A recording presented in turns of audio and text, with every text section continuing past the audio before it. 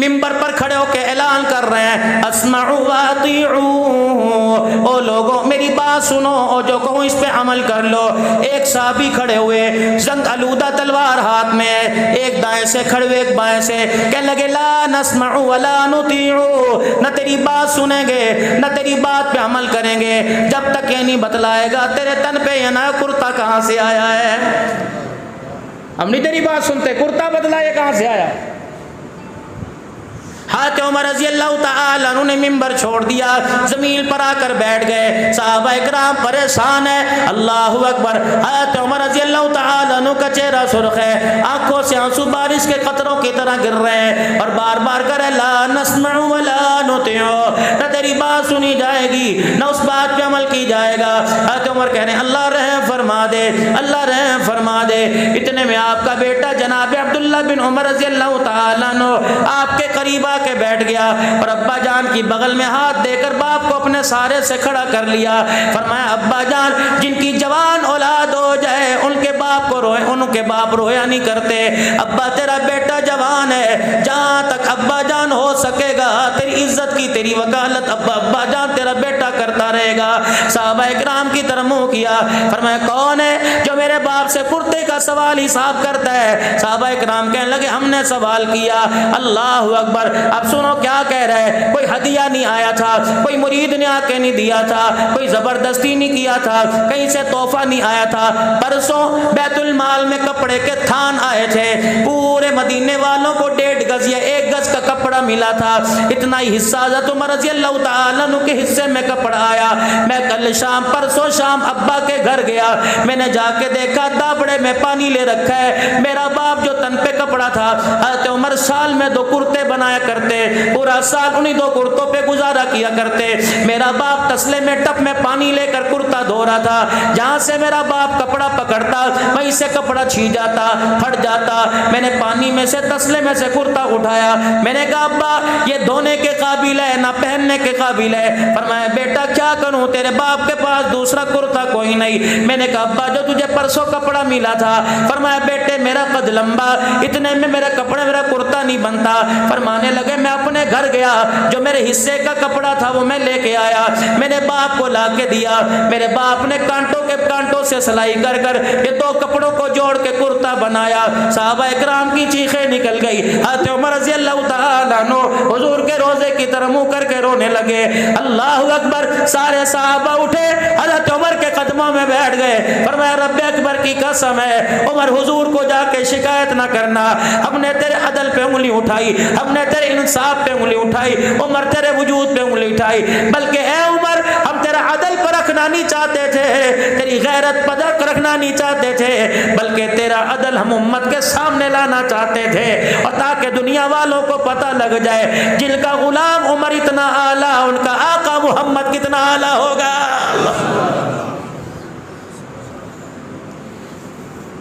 کون عمر رضی اللہ تعالیٰ عنہ؟ اللہ اکبر۔ میرے محترم بزرگوں دوستو، کون عمر رضی اللہ تعالیٰ عنہ اپنے حجرے کے کونے میں بیٹھ کے رو رہے، حضرت حفصہ کہنے لگی عمر تجھے کیا ہو گیا؟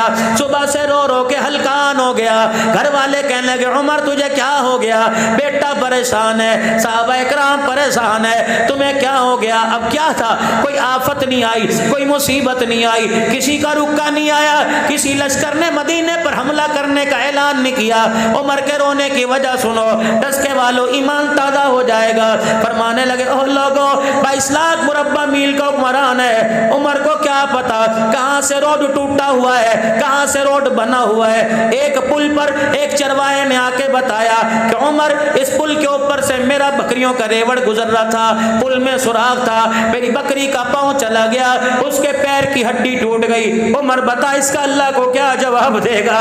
فرمایا رو رو کے میرا رومال گیلا ہو گیا، اگر اللہ نے پوچھ لیا اے عمر تیرے دور میں بکری کا پیر ٹوٹ گیا تھا، فرمایا عمر کے پاس جواب دینے کے علاوہ کوئی لفظ نہ ہوگا۔ کون بدبخت کہتا ہے فاطمہ کا کھا گئے؟ اللہ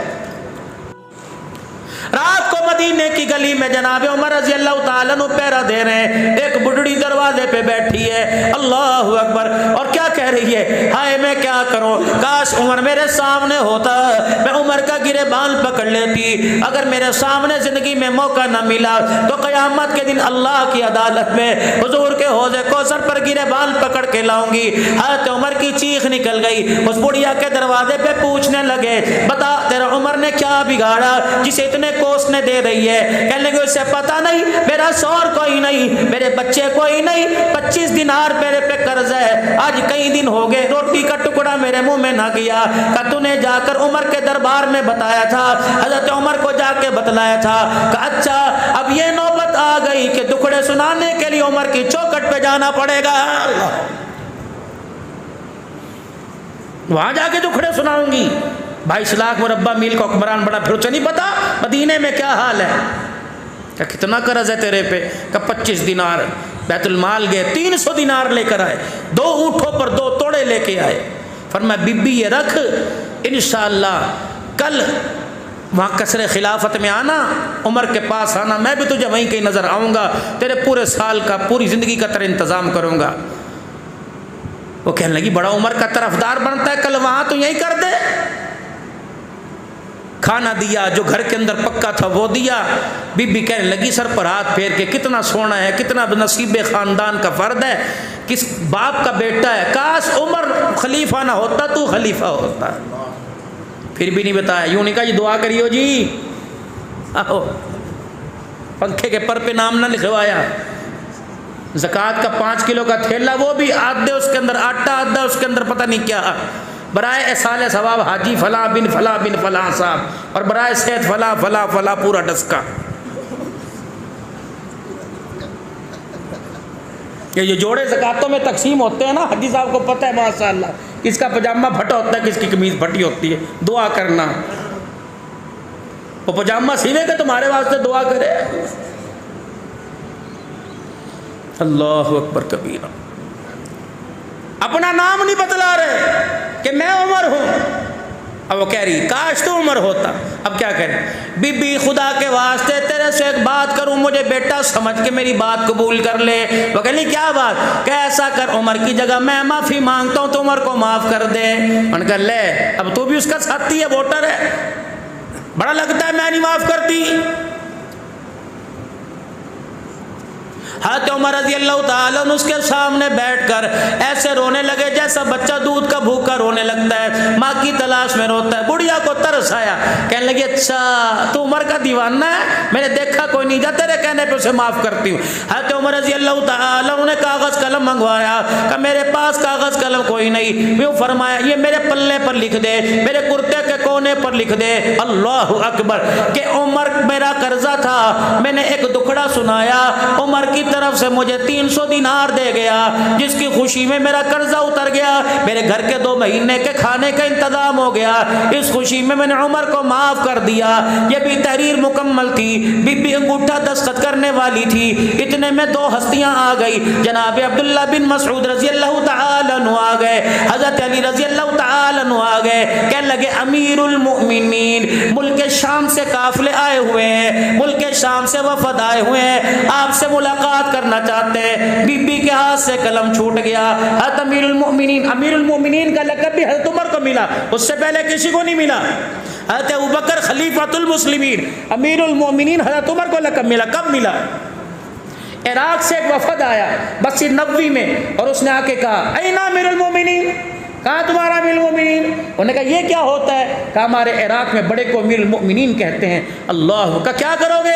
کہ دیکھنا چاہتے ہیں۔ کہ وہ مسجد نبوی کے باہر وہ ایک کھجور کا درخت ہے نا، اس کی اوٹ کے اندر اینٹ کا سرانہ بنایا ہوا ہے اور بغیر فرش کے لیٹا ہوا ہے، دیکھے اور جا کے زور سے کہا اشہد ان لا الہ الا اللہ واشہد ان محمد رسول۔ حضرت عمر کی آنکھ کھلی، اب میں کیا ہوا؟ فرمایا ہم نرم بستروں پر عدل انصاف نہیں کرتے، ہمیں نرم بستروں پر نیند نہیں آتی، تو اللہ کی زمین پر انصاف کرتا ہے، تجھے کچے فرش پر نیند آ گئی ہے۔ اللہ